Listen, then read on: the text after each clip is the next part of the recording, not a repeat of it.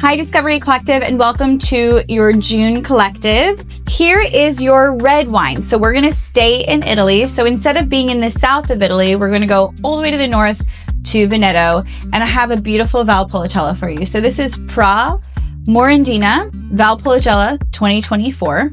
Fantastic producer. Really known, has a cult following for its Suave. So if you have a chance to try its white wine, you can actually get it here in the store.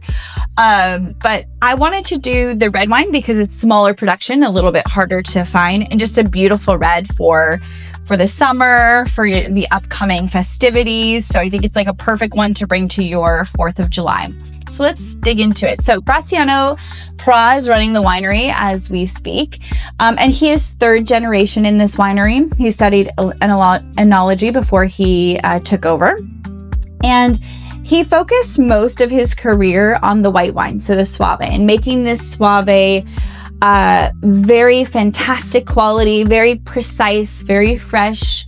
And the winery is in the heart of Suave, so it's surrounded there, and just really well known for his white wines. And then at the turn of the millennium, he decided to switch over to his red, or at least grab some plots from Valpolicella and try to make Valpolicella in the very same precise and fresh style that he does his Suave. So he has vines in Mezzane, which is in this cooler, higher altitude area for Valpolicella. The vines are located around 450 meters above sea level. And the soils are this glacial soil, so calcareous and this like yellow marl that you'll find there.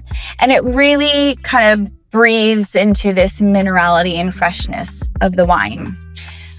He has about 13 hectares of this. So again, this is quite small production, but just a really beautiful and unique version of Valpolicella. So the Morandina vineyard is located in this area, so at the tops of the slopes. And there's this beautiful influence from the Licini Mountains that helps breathe the acidity and freshness into this wine.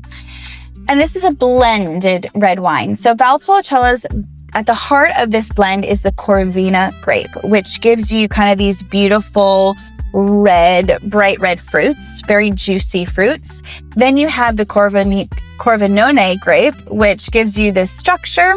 The Rondella grape, which gives you kind of like this herbaceous kind of earthiness. And then you have the Osaleta grape, which is very rare, and it gives you kind of your tannins. So this wine is been 15 days on skins, and then it spends time in large oak barrels. So let's go ahead and give it a try. So you have this beautiful color, this like very vibrant red or ruby color. You can see through the wine, which really leans into the style that you will find on the palate.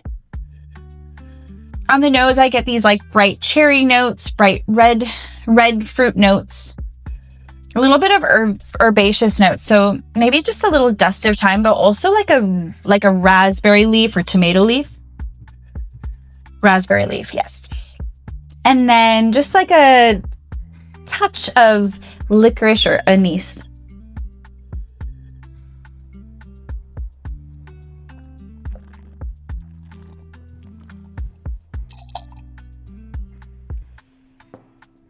So on the palate, I get very much the same. The acidity there and the freshness is really what you gravitate towards on the palate, but you have these beautiful, juicy red fruits. The tannins are like well integrated, so it doesn't feel watery. There's something there. It has some structure to it, but it's just this like beautiful, juicy red wine. 2024 was a great vintage in Veneto, so gave the Valpolicella everything it needs to have that beautiful freshness and those beautiful red fruits coming through.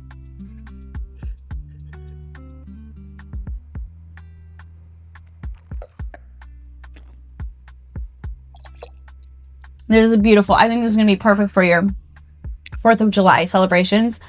if you're doing a barbecue, so grilled meats, grilled vegetables, Riley's pairing will do very well with this wine as well. So I really hope that you love this wine as much as I do. Remember with this one, just to keep it a little bit chilled, it's going to be fantastic, kind of more on the chilled side than on the room temperature side. But yeah, it's fantastic. I love it, and I hope you love it as much as I do. So cheers.